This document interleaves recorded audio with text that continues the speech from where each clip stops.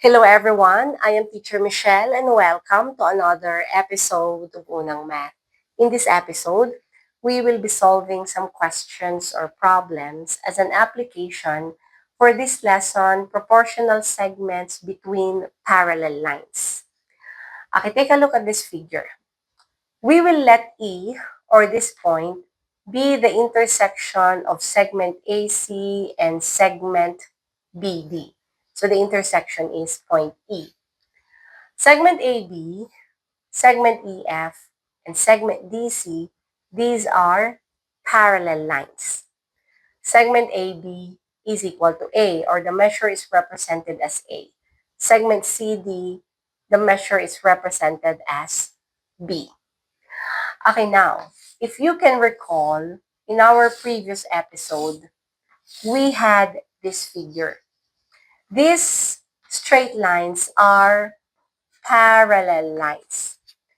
Okay, now, if we are going to rotate this figure, then the figure will look like this. Okay, again, these are parallel lines. So if we will rotate this, then the figure will look like this. Okay, in here, there are similar figures. And what would be the ratio for these similar figures? So it would be A is to B. Since these are similar figures, then the ratio of the length of the corresponding sides is constant. So it's always A is to B. Okay, now our focus is to find the length of this segment or segment EF. Okay, to do that, we will bring out two similar figures, specifically two triangles. Okay, let's start with these two triangles. We have this smaller triangle and this bigger triangle. And these are similar figures. Where did we get? Where did we get these two triangles? It's from this figure. To prove that these are really similar figures, this angle and this angle are vertical angles, so equal in measure. This angle and this angle are also equal in measures because these are alternate interior angles. This angle and this angle are also equal in measures. Same reason, alternate interior angles. So this is AA similarity. That's why the two triangles are similar figures. So what would be the ratio for these similar figures? Okay, this segment and this segment are corresponding segments or corresponding sides. So the ratio would be A is to B. Okay, now, even if we don't know the measure or the length of segment AE, we know the ratio, and that is A. So the ratio here is A.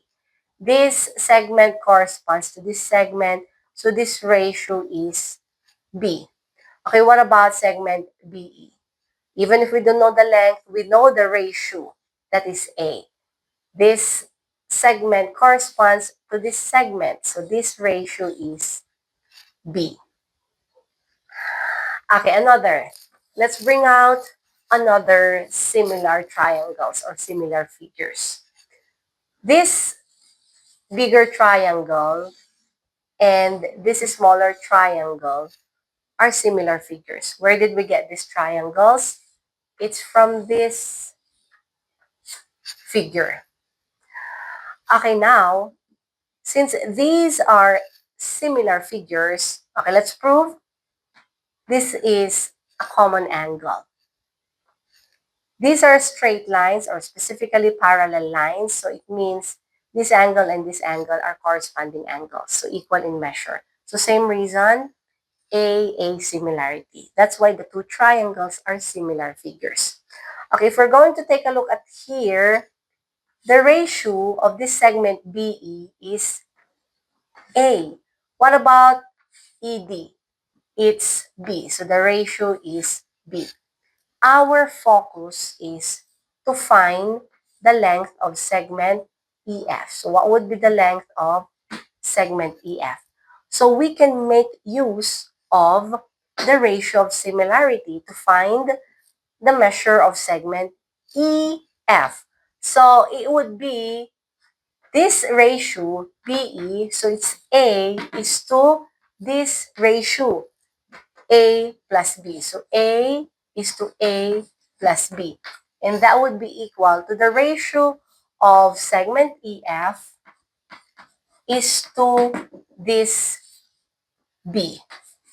So A is to A plus B. That's equal to EF is to B. So if we are going to simplify, this is now A plus B times segment EF is equal to A times B is AB. We are going to multiply both sides by 1 over A plus B. So times 1 over A plus B. So we can cancel AB here. So we now have here segment EF. This is now equal to AB over A plus B.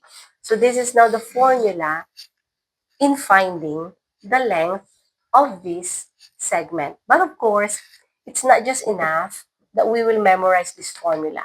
We also need to understand how did we derive this formula. Okay, let's have another similar figures.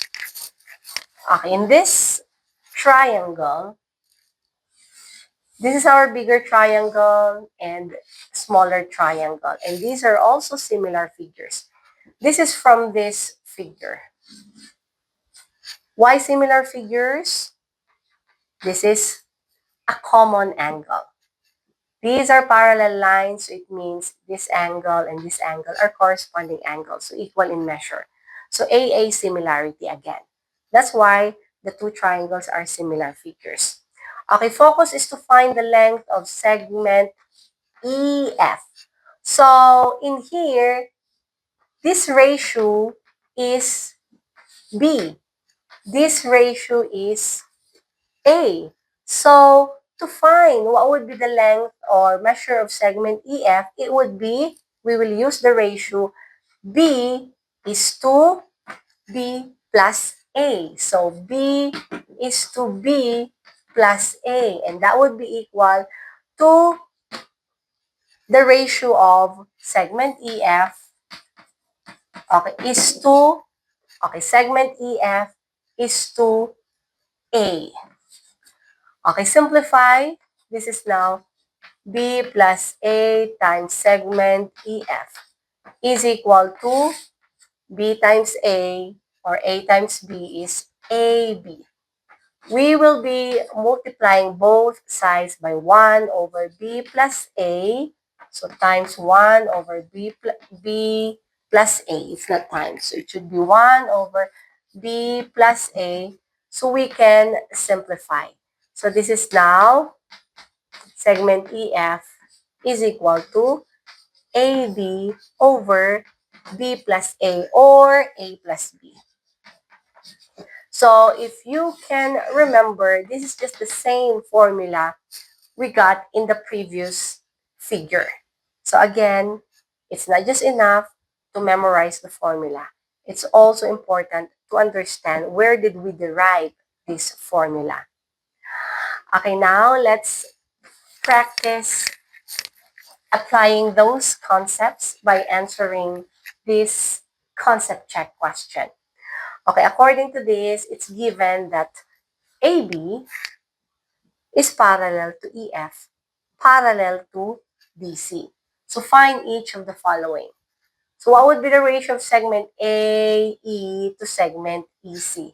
So we can see here similar figures. And what would be the ratio for these similar figures? So it would be 8 is to 6. And to simplify that, it's going to be 4 is to 3. So the ratio is 4 is to 3.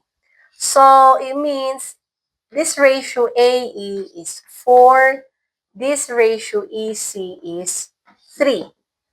BE is 4. ED is 3. So what would be the ratio of AE? Segment AE, so that's 4 is to, what about EC? 3. So the ratio is 4 is to 3.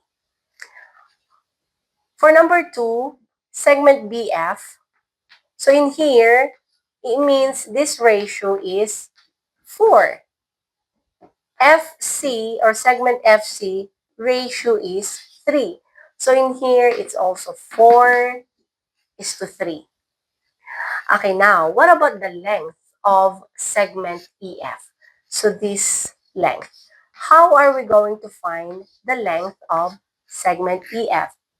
Okay, segment EF, to find the length of segment EF, let's consider this triangle and this smaller triangles because these are similar triangles.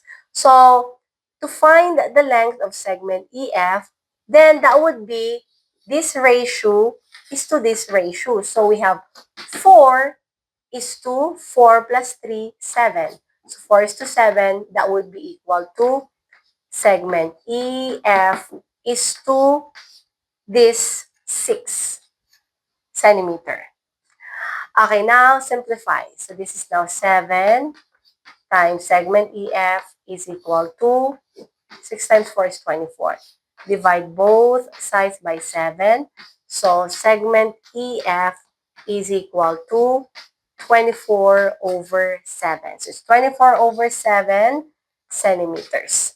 So that is the length of segment EF.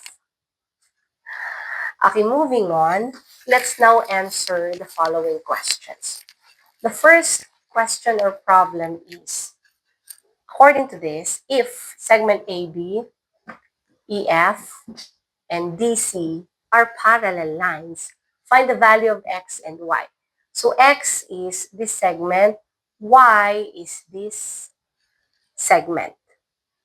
So we can see here similar figures. And first, we have to identify or we have to know the ratio. So ratio now would be 12 is to 8. And if we will simplify, divide both numbers by 4, so this is now 3 is to 2. So the ratio is 3 is to 2. So this ratio is 3, this ratio is 2. So it means this ratio is 3 and this is 2. Okay, first, let's find the measure of segment EF.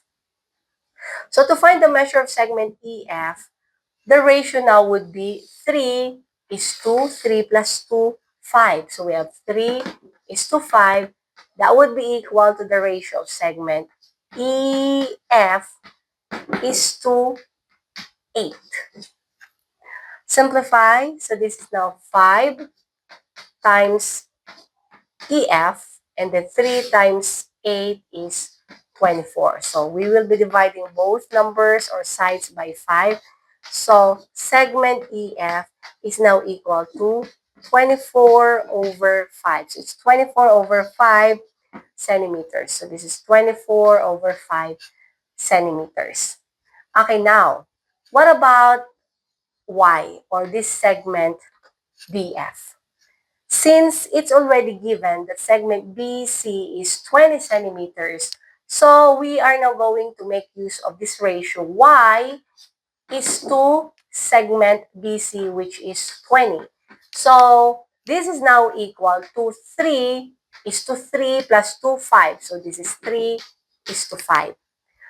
Okay, simplify, then this is 5y is to 60. So it means y is equal to 12. So this is 12 centimeters. So the value of X is 24 over 5 centimeters.